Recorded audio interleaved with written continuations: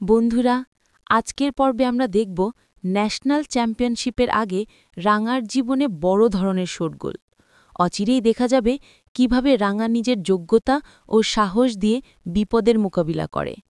রাঙা যখন ন্যাশনাল দলভুক্তির জন্য কড়াকড়ি অনুশীলন করছে, তখন অমনি একটি ভয়াবহ চক্রান্ত কূটকৌশলে সাজানো হচ্ছে। আহরির পরিকল্পনা পাল্টা কোনো সুযোগ না দিলেই রাঙাকে শেষ করে দেওয়া। সে শুধু চ্যাম্পিয়ন হওয়ার স্বপ্নটাই নষ্ট করবে না, তার প্রাণের জন্যও শঙ্কা আছে। কিন্তু রাঙা সহজে হারবে না।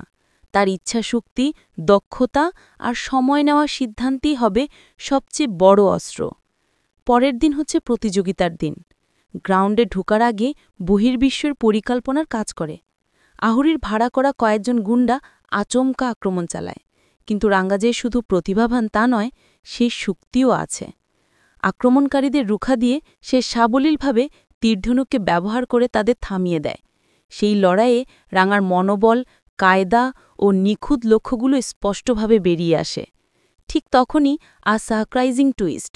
আহুরি সরাসরি রাঙার সামনে উপস্থিত হয় এবং বন্দুক তোলার চেষ্টা করে। মুহূর্তেই দৃশ্যটা তীব্র হয়ে ওঠে। কিন্তু পরিকল্পনা হচ্ছে কৌশলের খেলাও। অফিসার সত্যজিৎ সময়মতো এসে উপস্থিত হন। সত্যজিতের উপস্থিতি, তার দ্রুত সিদ্ধান্ত আর পেশাগত আচরণ আহরির ছক ভাঙে। তিনি তৎক্ষণাৎ আহরিকে গৃহবন্দী করে নেন এবং ঘটনাস্থল থেকে নিরাপদ এড়িয়ে নিয়ে যান। রাঙা শ্বাস ফেলতে পারে, তিনি বেঁচে আছেন আর তার স্বপ্ন এখনও অটুট। মাঠে ফিরে আসার পথে রাঙা উপলব্ধি করে যে শুধু শারীরিক কসরত নয়, সতর্কতা, সততা ও সাহসী তাকে আজ রক্ষা করেছে। আর যারা চেয়েছিল তাকে থামাতে, তারা এখন আইনসম্মত শাস্তির আওতায়।